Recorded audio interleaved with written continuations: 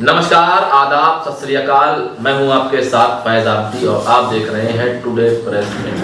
कल चुनाव आयोग ने चुनाव की तारीखों का ऐलान कर दिया। इसी को देखते हुए सभी पार्टियां चुनावी मैदान में उतर चुकी हैं। सारी पार्टियां इसको लेकर एक्टिव हो चुकी हैं। कुछ हाईकोर्ट पहुंची हैं और कुछ ने इसका स्वागत किया इस तैयारी को लेकर। इसी पर बात करने के लिए हमारे साथ पंडित उग्रसेन पांडे जी मौजूद है, जो कि राष्ट्रीय प्रबुद्ध पार्टी के सचिव हैं। आइए से पूछते हैं। सर, सबसे पहले तो आपका स्वागत है। ये बताइए, जो आपकी ये पार्टी है उसका मुख्य रूप से क्या उद्देश्य है? जय हिंद, वंदे मातरम, जय श्री परशुराम। सबसे पहले मैं चुनाव आयोग का स्वागत करता हूं और आज जो हम लोगों ने पार्टी गठित की है, 1000 वर्ष पहले अशोक सम्राट के बाद विप्र समाज जो जन्म से ब्राह्मण है और जो जन्म से ब्राह्मण नहीं है, कर्म से ब्राह्मण है, सभी विप्र भाइयों का हमारा कोटि कोटि नमन और वंदन। हम वो आवाज बन के गूंजेंगे जो वंचित, शोषित, उपेक्षित, अपमानित हैं। अपने समाज की आवाज को और अपने समाज के उत्थान के लिए हम जी जान से परिश्रम करेंगे और संस्कृत और सनातन धर्म की रक्षा के लिए हमने 1000 या 500 वर्ष पहले जो बीड़ा उठाया है, उसका वो अब हमें लग रहा है कि आने वाले टाइम में हम लोगों को अपने समाज के लिए अलख निरंजन जगाने का कार्य करेंगे। यही तो मुद्दा, ये तो भारतीय जनता पार्टी का भी है। तो ये आप भी लेकर उतरे मैदान में। कोई भी पार्टी हो, हम सभी पार्टियों से हाथ जोड़कर कटिबद्ध निवेदन प्रार्थना करते हैं कि जाति गणना करा के एक बार वो देख लें कि हमारी पार्टी का जो नारा है, जितनी जिसकी भागीदारी उसकी उतनी हिस्सेदारी। आज जाति गणना करा के आप देख लीजिएगा, उत्तर प्रदेश में हम 20 से 21% की आबादी में हम जाने जाते हैं, लेकिन हमारा जो अपमान, जो उपेक्षा की जाती है, जो हमारे समाज के लिए दिया जाता है, वो हम अब कतई बर्दाश्त नहीं करेंगे। चूंकि हमें किसी भी योजना का, हमारे लिए कोई योजना अभी तक नहीं बनी है। हमारे लिए किसी भी योजना में कहीं भी हमारा नाम एकदम नीचे पावदान पे रखा जाता है।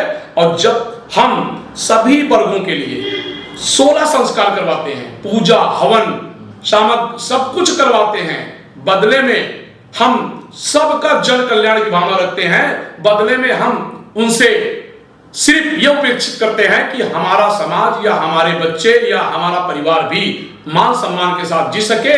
इसी की लड़ाई के लिए हमने भारतीय प्रबुद्ध समाज पार्टी का गठन किया हुआ है और हमारे राष्ट्रीय सचिव श्री प्रदीप मिश्रा जी, जो कि आज प्रदेश नहीं पूरे देश में जो विप्र समाज की आवाज बन के गूंज रहे हैं, हम उनका नमन करते हैं कि जो इस प्लेटफॉर्म को उन्होंने हमें दिया है मंच से।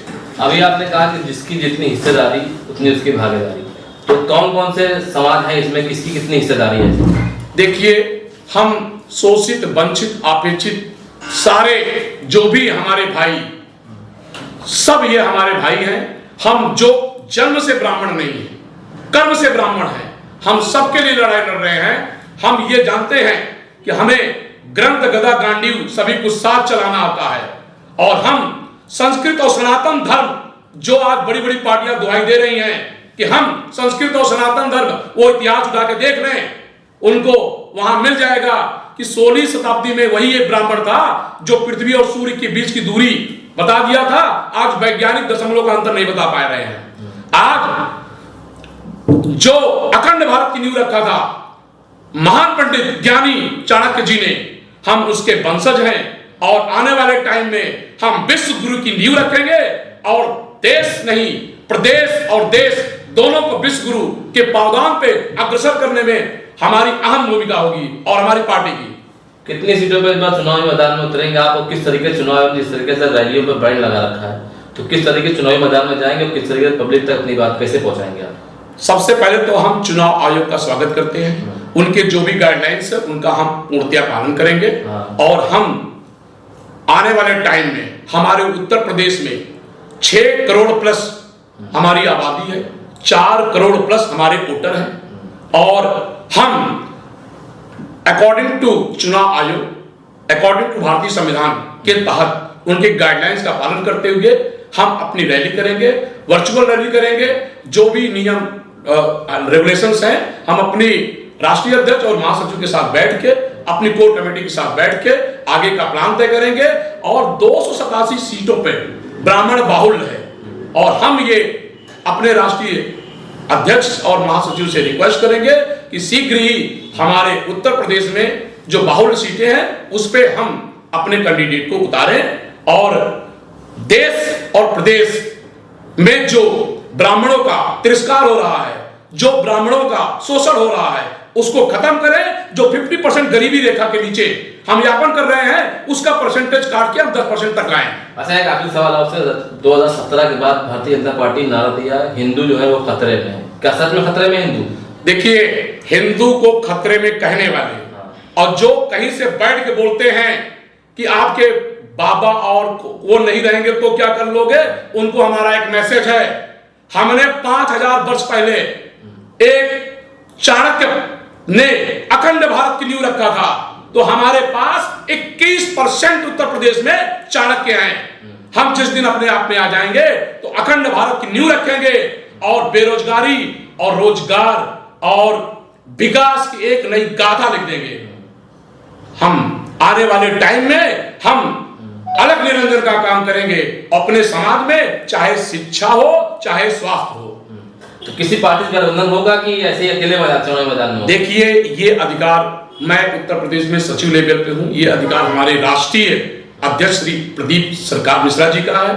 वो आगे कुछ पार्टियों से बातचीत, उनके फोन आ रहे हैं और बातचीत हो रही है, लेकिन जो भी उनका निर्णय होगा, जो भी हमारे विप्र भाइयों के हित में होगा, हम उस पे कार्य करेंगे और आने वाले टाइम में हम स्वास्थ्य और शिक्षा और रोजगार पे फोकस करके और बेरोजगारी दूर करेंगे।